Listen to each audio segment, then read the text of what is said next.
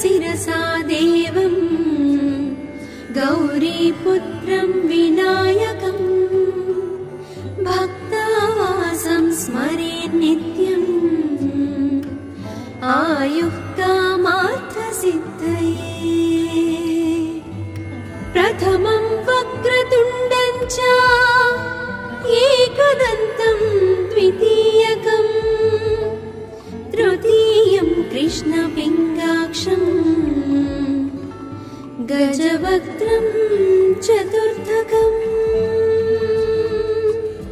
लम्बोदरं पञ्चमं च षष्ठं विकटमेव च सप्तमं विघ्नराजं च धूम्रवर्णं तथाष्टमम् नवमं फालचन्द्रं च दशमं तु विनायकम् एकादशं गणपतिं द्वादशं तु गजाननम् द्वादशैतानि नामानि त्रिसन्ध्यं यः पठेन्नरः न च विघ्नभयं तस्य सर्वसिद्धिकरं प्रभो। विद्यार्थी लभते विद्यां धनार्थी लभते धनम् पुत्रार्थी लभते पुत्रान् मोक्षार्थी लभते गतिम्। जपेत् गणपति स्तोत्रम् षट्भिर्मासैः फलं लभेत् संवत्सरेण सिद्धिं च लभते नात्र संशयः। अष्टभ्यो ब्राह्मणेभ्यश्च लिखित्वा यः समर्पयेत् तस्य विद्या भवेत् सर्वा गणेशस्य प्रसादतः।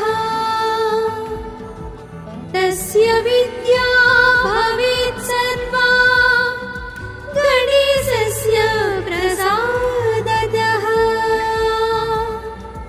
इति श्रीनारदपुराणे सङ्कटनाशन गणेशस्तोत्रं सम्पूर्णम्। प्रणम्य शिरसा देवं गौरीपुत्रं विनायकं भक्तावासं स्मरेन् नित्यम् आयुः कामार्थसिद्धये। प्रथमं वक्रतुण्डं च एकदन्तं द्वितीयकं तृतीयं कृष्णपिङ्गाक्षं गजवक्त्रं चतुर्थकम् लम्बोदरं पञ्चमं च षष्ठं विकटमेव च सप्तमं विघ्नराजं च धूम्रवर्णं तथाष्टमम्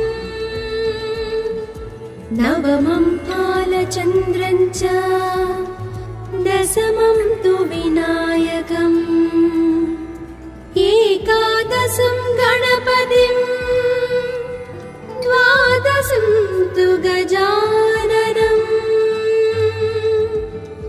द्वादशैतानि नामानि त्रिसन्ध्यं यः पठेन्नरः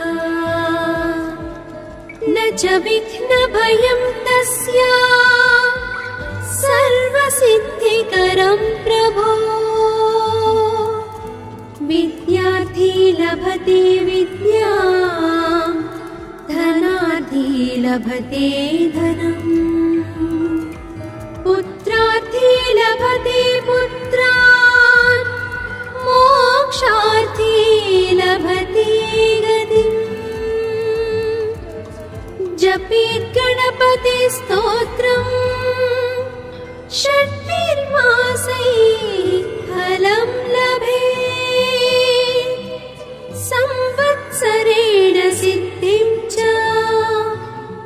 लभते नात्र संशयः।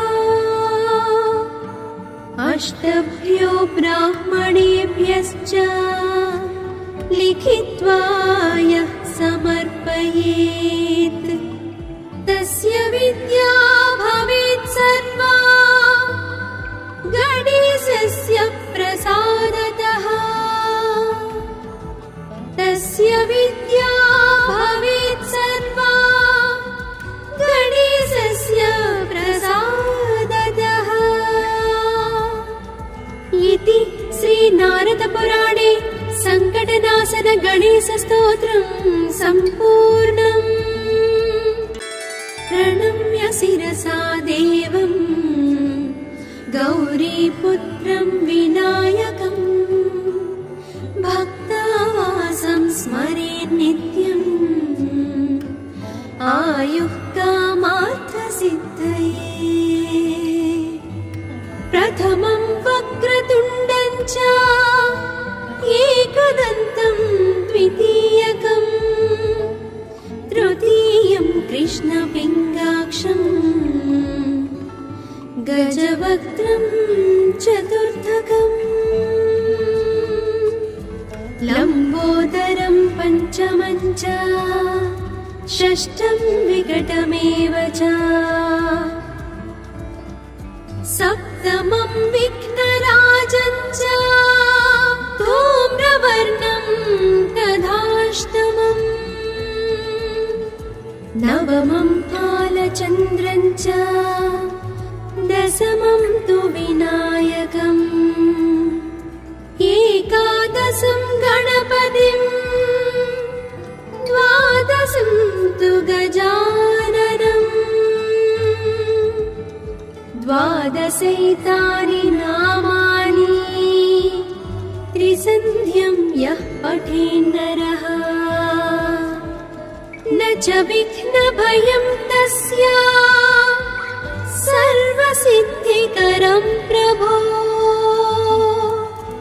विद्यार्थी लभते विद्यां धनार्थी लभते धनम् पुत्रार्थी लभते पुत्रान् मोक्षार्थी लभते गतिम्।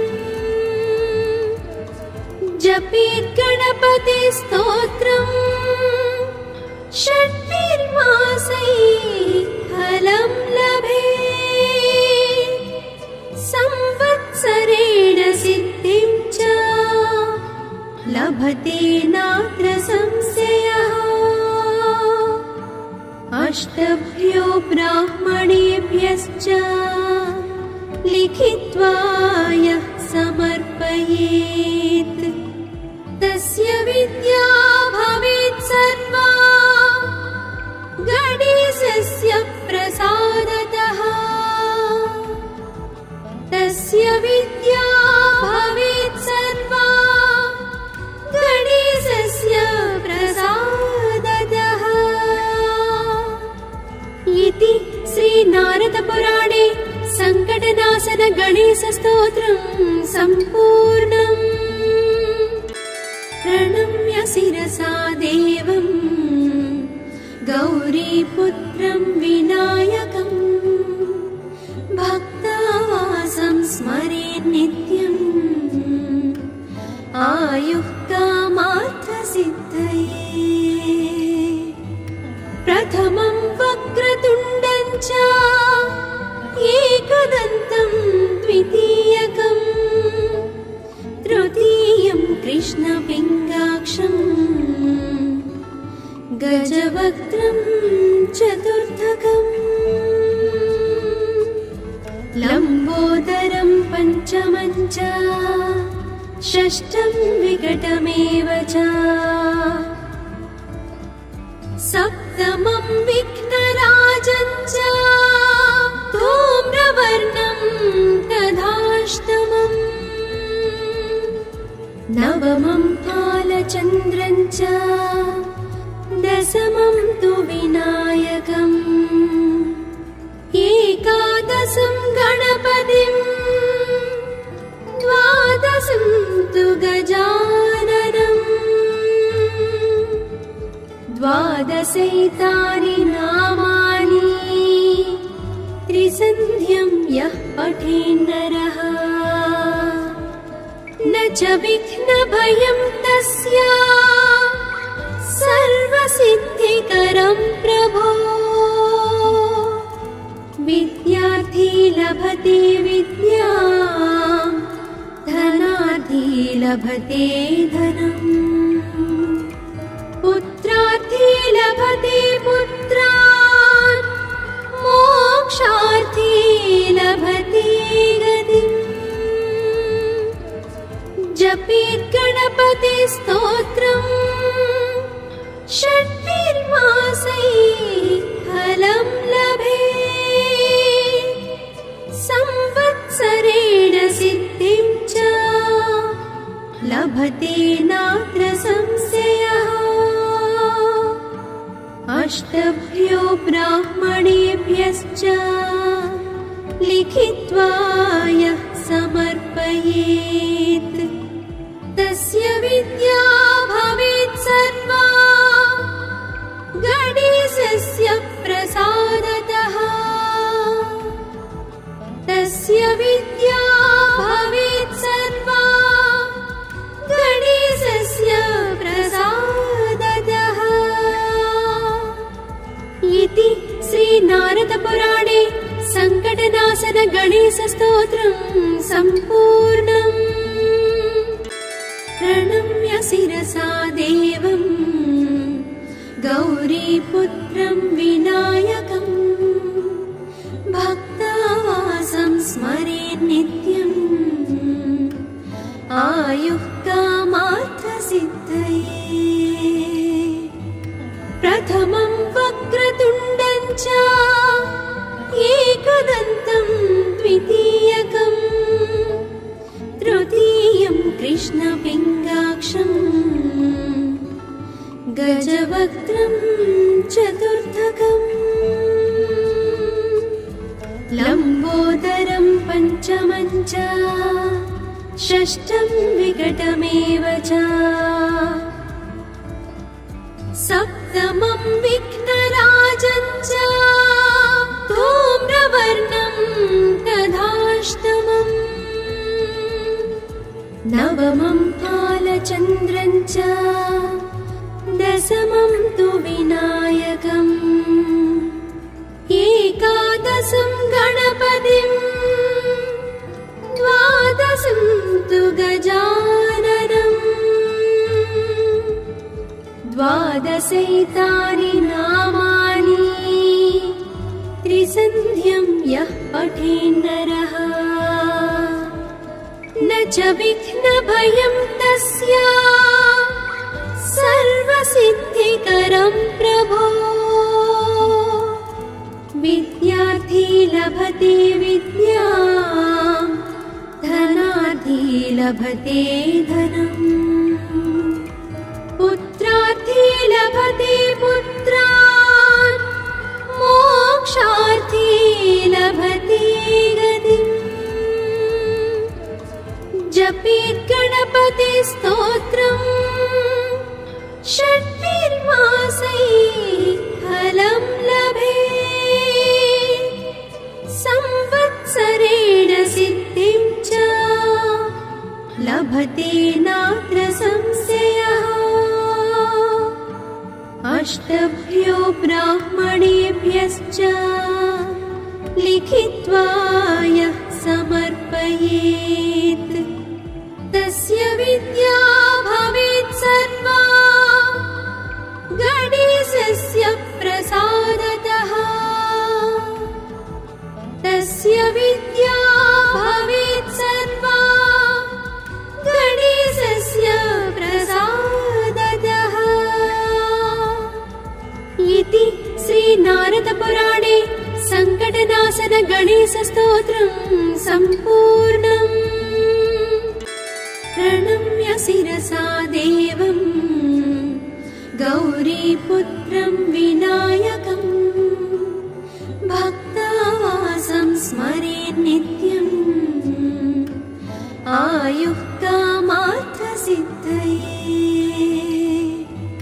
प्रथमं वक्र च एकदन्तं द्वितीयकम् तृतीयं कृष्णपिङ्गाक्षम् गजवक्त्रं चतुर्थकम् लम्बोदरं पञ्चमं च षष्ठं विकटमेव च सप्तमं विघ्नराजं च धूम्रवर्णं तथाष्टमम् नवमं फालचन्द्रं च दशमं तु विनायकम् एकादशं गणपतिं द्वादशं तु गजाननम् द्वादशैतानि नामानि त्रिसन्ध्यं यः पठेन्नरः न च विघ्नभयं तस्य सर्वसिद्धिकरं प्रभो विद्यार्थी लभते विद्यां धनार्थी लभते धनम् पुत्रार्थी लभते पुत्रान् मोक्षार्थी लभते गतिम् जपेत् गणपति स्तोत्रम् षट्भिर्मासैः फलं लभेत् संवत्सरेण सिद्धिं च लभते नात्र संशयः अष्टभ्यो ब्राह्मणेभ्यश्च लिखित्वा यः समर्पयेत् तस्य विद्या भवेत् सर्वा गणेशस्य प्रसादतः तस्य विद्या भवेत् सर्वा गणेशस्य प्रसादतः इति श्रीनारदपुराणे सङ्कटनाशन गणेशस्तोत्रं सम्पूर्णम् प्रणम्य शिरसा देवं गौरीपुत्रं विनायकं भक्तावासं स्मरेन् नित्यम् आयुः कामार्थसिद्धये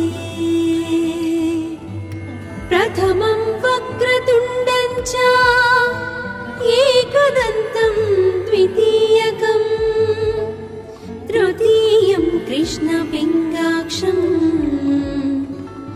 गजवक्त्रं चतुर्थकम्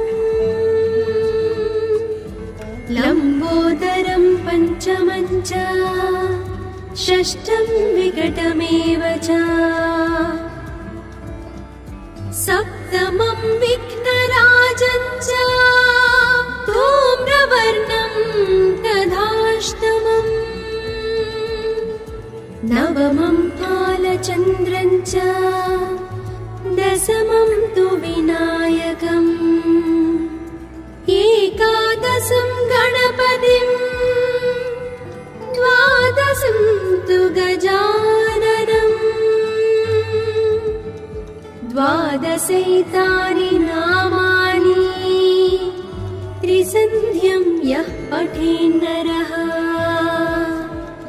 न च विघ्नभयं तस्य सर्वसिद्धिकरं प्रभो विद्यार्थी लभते विद्यां धनार्थी लभते धनम् पुत्रार्थी लभते पुत्रान् मोक्षार्थी लभते गतिम् जपेत् गणपति स्तोत्रम् षट्भिर्मासैः फलं लभेत् संवत्सरेण सिद्धिं च लभते नात्र संशयः अष्टभ्यो ब्राह्मणेभ्यश्च लिखित्वा यः समर्पयेत् तस्य विद्या भवेत् सर्वा गणेशस्य प्रसादतः। तस्य विद्या भवेत् सर्वा गणेशस्य प्रसादतः। इति श्रीनारदपुराणे सङ्कटनाशन गणेशस्तोत्रम् सम्पूर्णम्। प्रणम्य शिरसा देवम् गौरीपुत्रं विनायकम् भक्तावासं स्मरेन् नित्यम् आयुः कामार्थसिद्धये।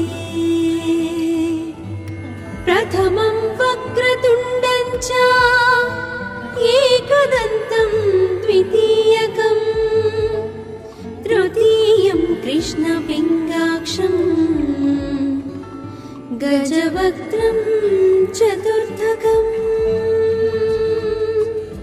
लम्बोदरं पञ्चमं च षष्ठं विकटमेव च सप्तमं विघ्नराजं च धूम्रवर्णं तथाष्टमम् नवमं फालचन्द्रं च दशमं तु विनायकम् एकादशं गणपतिं द्वादशं तु गजाननम् द्वादशैतानि नामानि त्रिसन्ध्यं यः पठेन्नरः न च विघ्नभयं तस्य सर्वसिद्धिकरं प्रभो। विद्यार्थी लभते विद्यां धनार्थी लभते धनम् पुत्रार्थी लभते पुत्रान् मोक्षार्थी लभते गतिम्। जपेत् गणपति स्तोत्रम् षट्भिर्मासैः फलं लभेत् संवत्सरेण सिद्धिं च लभते नात्र संशयः। अष्टभ्यो ब्राह्मणेभ्यश्च लिखित्वा यः समर्पयेत् तस्य विद्या भवेत् सर्वा गणेशस्य प्रसादतः। तस्य विद्या भवेत् सर्वा गणेशस्य प्रसादतः।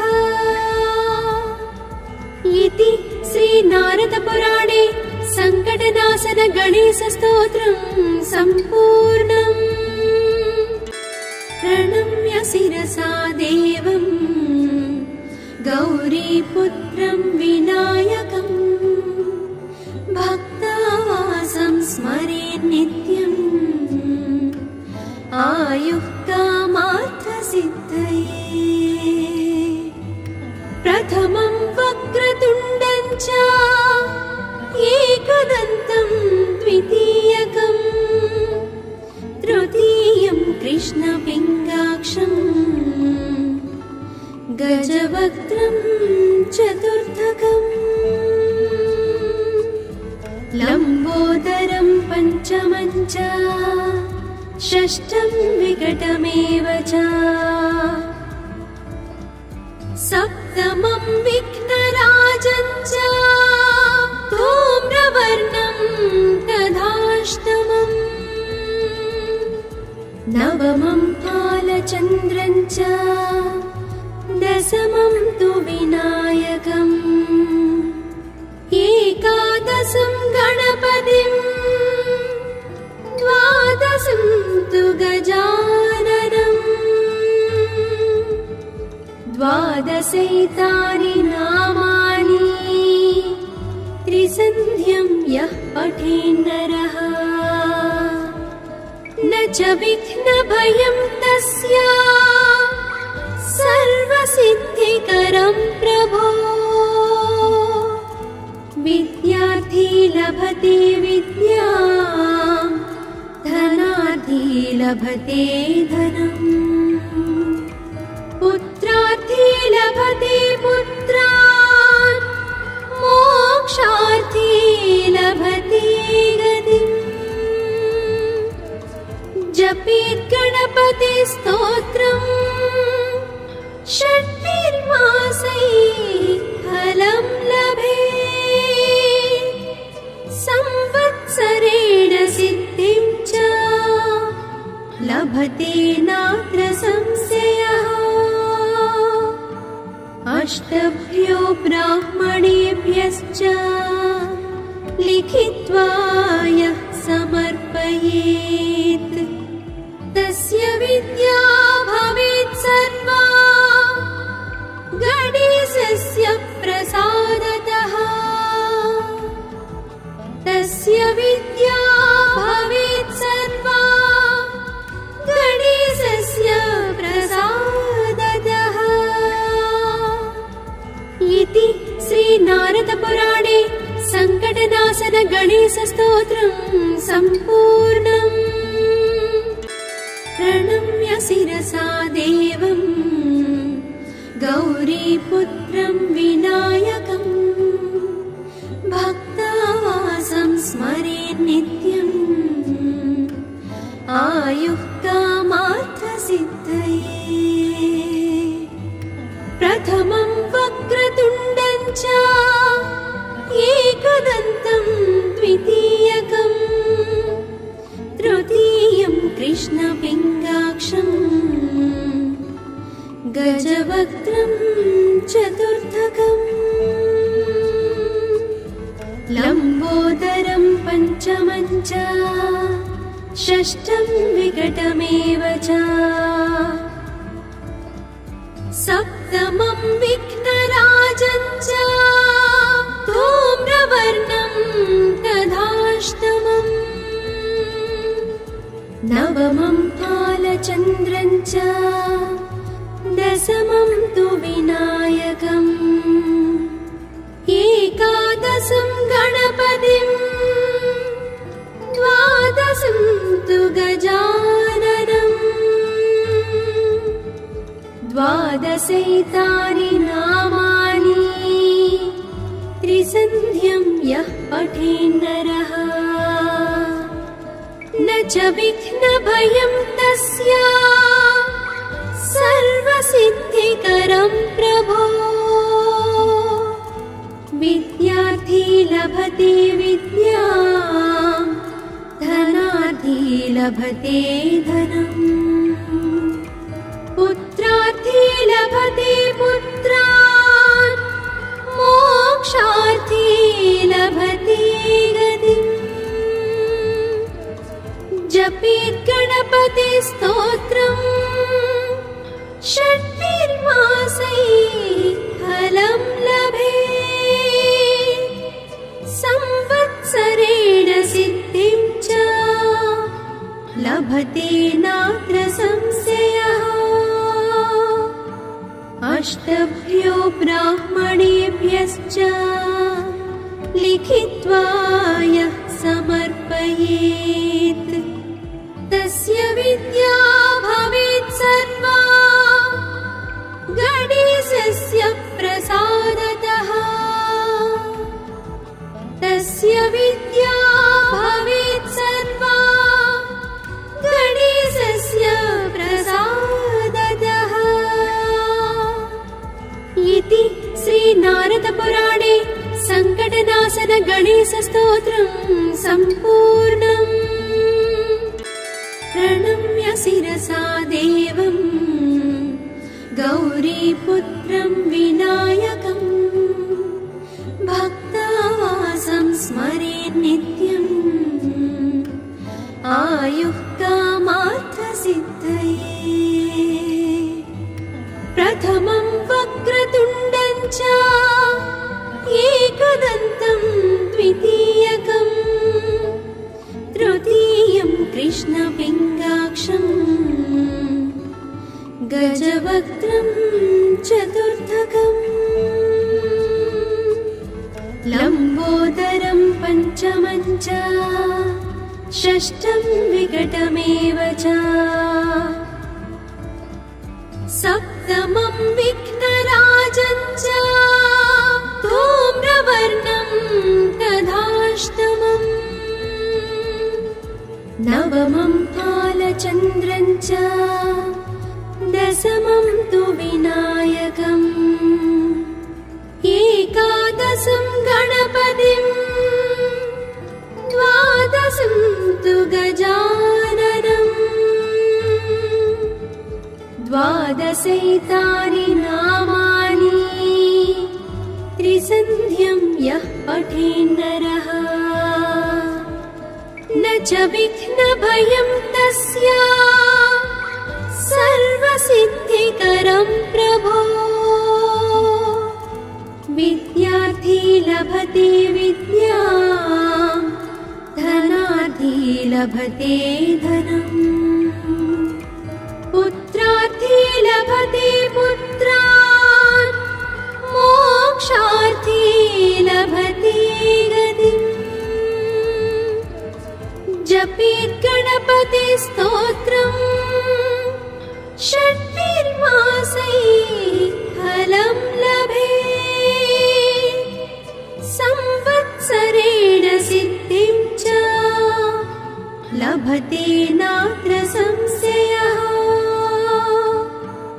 अष्टभ्यो ब्राह्मणेभ्यश्च लिखित्वा यः समर्पयेत् तस्य विद्या भवेत् सर्वा गणेशस्य प्रसादतः तस्य विद्या भवेत् सर्वा गणेशस्य प्रसादतः इति श्रीनारदपुराणे सङ्कटनाशन गणेशस्तोत्रं सम्पूर्णम् प्रणम्य शिरसा देवं गौरीपुत्रं विनायकं भक्तावासं स्मरेन् नित्यम् आयुः कामार्थसिद्धये प्रथमं वक्रतुण्डं च एकदन्तं द्वितीयकम् तृतीयं कृष्णपिङ्गाक्षम् गजवक्त्रं चतुर्थकम् लम्बोदरं पञ्चमं च षष्ठं विकटमेव च सप्तमं विघ्नराजं च धूम्रवर्णं तथाष्टमम् नवमं फालचन्द्रं च दशमं तु विनायकम् एकादशं गणपतिं द्वादशं तु गजाननम् द्वादशैतानि नामानि त्रिसन्ध्यं यः पठेन्नरः न च विघ्नभयं तस्य सर्वसिद्धिकरं प्रभो विद्यार्थी लभते विद्यां धनार्थी लभते धनम् पुत्रार्थी लभते पुत्रान् मोक्षार्थी लभते गतिम् जपेत् गणपति स्तोत्रम् षट्भिर्मासैः फलं लभेत् संवत्सरेण सिद्धिं च लभते नात्र संशयः अष्टभ्यो ब्राह्मणेभ्यश्च लिखित्वा यः समर्पयेत् तस्य विद्या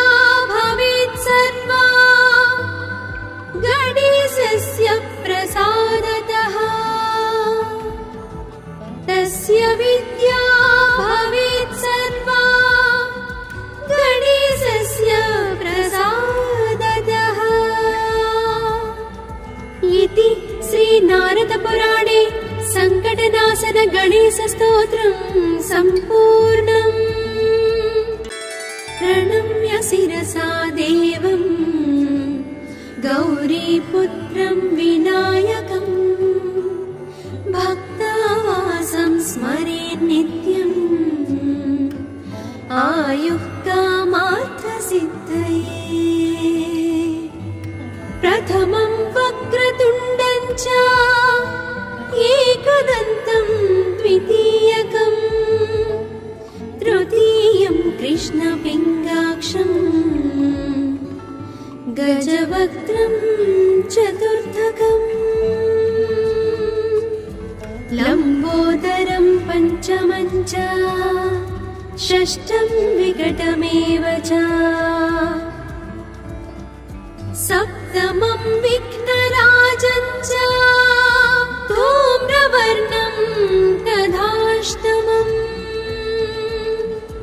नवमं फालचन्द्रं च दशमं तु विनायकम् एकादशं गणपतिं द्वादशं तु गजाननम्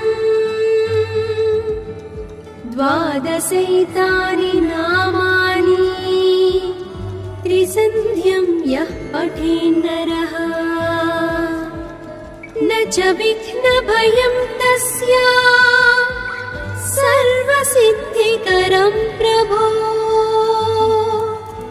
विद्यार्थी लभते विद्यां धनार्थी लभते धनम् पुत्रार्थी लभते पुत्रान् मोक्षार्थी लभते गतिम्।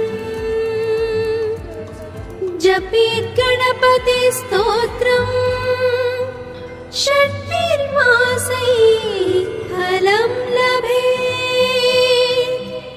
संवत्सरेण सिद्धिं च लभते नात्र संशयः।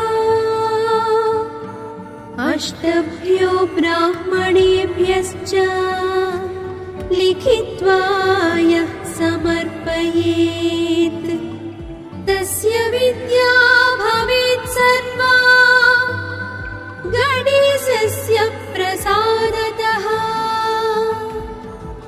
तस्य विद्या भवेत् सर्वा गणेशस्य प्रसादतः। इति श्रीनारदपुराणे सङ्कटनाशन गणेशस्तोत्रम् सम्पूर्णम्। प्रणम्य शिरसा देवम् गौरीपुत्रं विनायकम् भक्तावासं स्मरेन् नित्यम् आयुः कामार्थसिद्धये। प्रथमं वक्रतुण्डं च एकदन्तं द्वितीयकम् तृतीयं कृष्णपिङ्गाक्षम् गजवक्त्रं चतुर्थकम् लम्बोदरं पञ्चमं च षष्ठं विकटमेव च सप्तमं विघ्नराजं च धूम्रवर्णं तथाष्टमम् नवमं फालचन्द्रं च दशमं तु विनायकम् एकादशं गणपतिं द्वादशं तु गजाननम् द्वादशैतानि नामानि त्रिसन्ध्यं यः पठेन्नरः